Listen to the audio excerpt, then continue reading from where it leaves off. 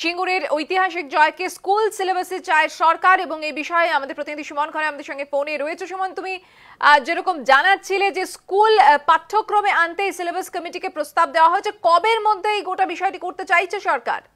দেখো, এটা এরকম টাইম ফ্রেম কিন্তু শিক্ষামন্ত্রী জানাননি। তার কারণ হচ্ছে পুরো বিষয়টা সিলেবাস কমিটিকে জানানো হয়। সিলেবাস কমিটি পরবর্তী একেবারে সুমন, তুমি আমাদের সঙ্গে থাকো, আমাদের সঙ্গে ফোনে রয়েছেন অমল মুখোপাধ্যায়, প্রেসিডেন্সির প্রাক্তন অধ্যক্ষ। যেটা আপনার কাছ থেকে জানতে চাইবো অমল বাবু, যে এই সিঙ্গুরে ঐতিহাসিক জয়কে স্কুল সিলেবাসে চাইছে সরকার, পাঠ্যক্রমে আনতে চাইছে, আপনার কি মত এই বিষয়ে? শিক্ষামন্ত্রীর এই নির্দেশ শুনে আমি স্তম্ভিত হচ্ছি। তার কারণ হচ্ছে সিঙ্গুর একটা ঘটনা এমন কোনো ঘটনা নয় যেটা ইতিহাসে স্থান পাওয়ার মতো। ইতিহাস সেই সমস্ত ঘটনার বিবরণ দেয় যেগুলো সমাজ জীবনে এবং ব্যক্তি জীবনে স্থায়ী প্রভাব ফেলে যায়।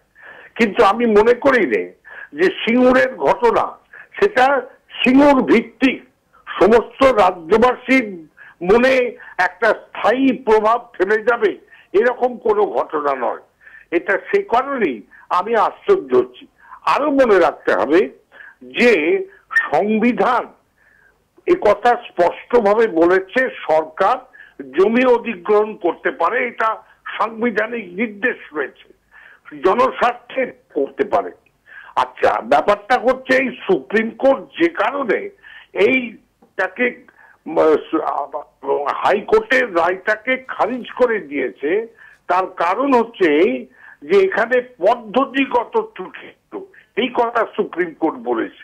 অর্থাৎ এটাতে আগে টাটারা জমি চিহ্নিত করে দিয়েছিল এবং তারপর সরকার সেই জমি অধিগ্রহণ করেছে, এই বিষয়ে সুপ্রিম কোর্টের আপত্তি আছে। এখন এটা একটা সাংবিধানিক বিষয়, কেমন সেটা আমরা সংবিধান পড়ানোর সময় আমরা সেটাকে নিশ্চয়ই উল্লেখ করতে পারি, কিন্তু ছেলে মেয়েদের ইতিহাসের বইতে এটা স্থান পাবে এ তো আশ্চর্য। একেবারে ফ্যাসিবাদী পদক্ষেপ, হিটলার ঠিক এই রকমটাই করেছিল। একেবারে অনেক ধন্যবাদ অমল বাবু আমাদের সঙ্গে কথা বলার জন্য।